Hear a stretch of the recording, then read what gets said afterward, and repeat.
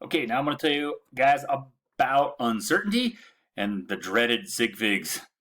Ooh, Sig Figs. Everyone hates Sig Figs. They're actually really easy, but we'll get there when we get there. So first things first, when you're looking at a measured number, by convention, we always assume that the uncertainty is in the very last digit.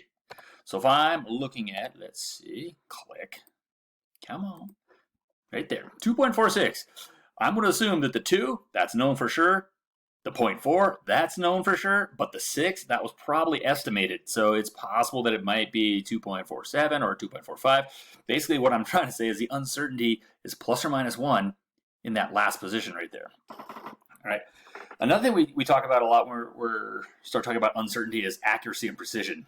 So accuracy versus precision. A lot of times you hear those things kind of mentioned at the same time. Back when I was in school, I used to think they meant the same thing, but they don't. What is accuracy? When something is accurate, what that means is it's actually close to the true accepted value.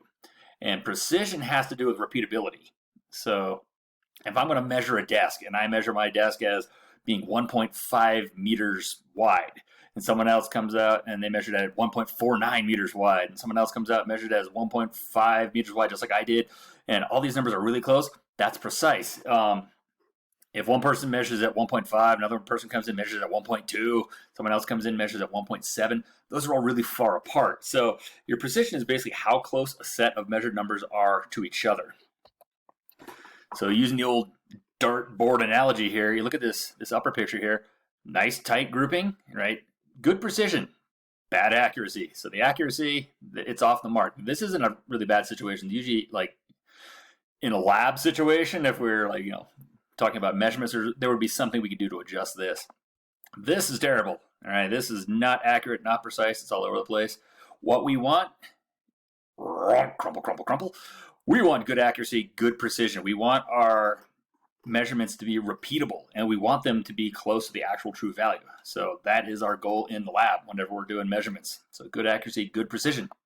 Speaking of labs, percent error. It's something you're going to calculate in a lot of labs, not just this class, but I'm sure in future classes you'll have to do this as well. So what I usually say is it's the difference between what you got and what it should have been divided by what it should have been times 100. So your value, what you got, what it should be, this is the accepted value, all divided by the accepted value times 100. Now notice this is the absolute value. So in this class, it doesn't really matter if you do accepted minus experimental or experimental minus accepted. We just want the difference between what you got and what it should have been divided by what it should have been times 100. And that'll give us our percent error.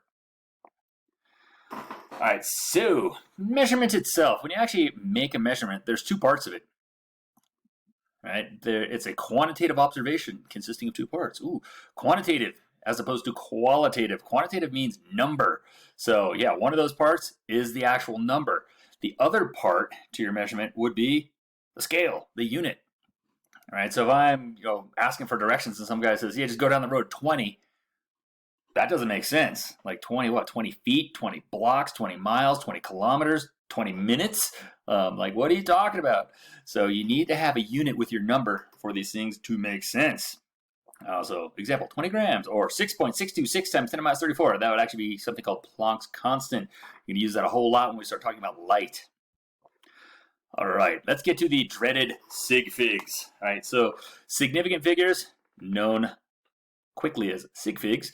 All right, they basically in a measurement, it's all your known digits plus your one guesstimated one.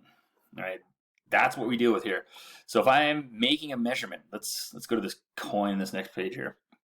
So let's say I have this ruler that measures centimeters. All right, I'm going to estimate the diameter of this coin. I'm looking at this and I'm going, okay, 2.5, that seems good. And you might look at that and say 2.5, right on.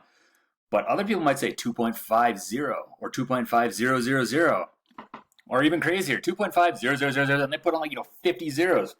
Hopefully something is clicking in your brain going, yeah, that doesn't seem right. And that's because you're guessing way too many spots. So we only estimate one position. All right, so I know for sure that it's 2 point something, right? It's more than 2, it's less than 3, so it's 2 point something. And it does look like it's smack in the middle, but I don't know for sure. I'm guessing it, so that's where I stop. I stop guessing at that first spot.